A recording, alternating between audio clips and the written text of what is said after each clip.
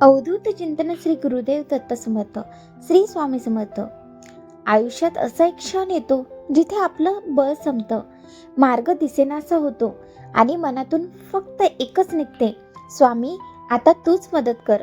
आणि खरंच सांगायचं तर ज्यांनी मनापासून ही हाक मारली त्यांना कधीच रिकाम्या हाताने परत पाठवलं नाही. कारण स्वामी समर्थ संकटात नेहमी सोबत उभे राहतात. स्वामी समर्थ म्हणजे कोण?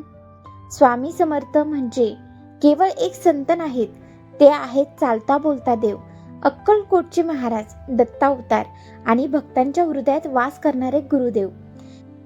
स्वामी कधी भक्ताला सांगत नाहीत हे संकट का आलं, ते फक्त एवढंच पाहतात, माझा भक्त मला आठवतोय का.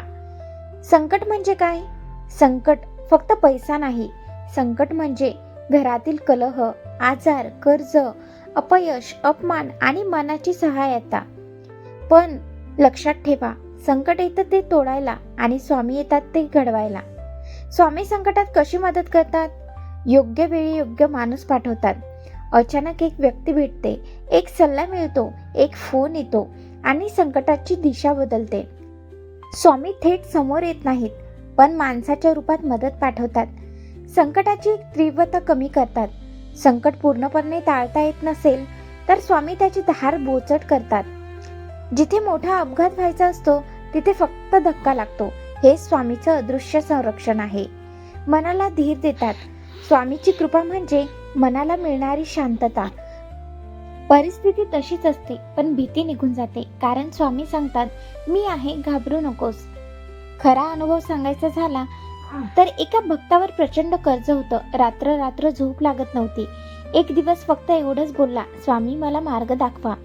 त्या रात्री स्वप्नात स्वामी आले आणि म्हणाले, उद्या अमुक ठिकाणी जा. तो गेला आणि तिथून त्यानं आयुष्य बदललं.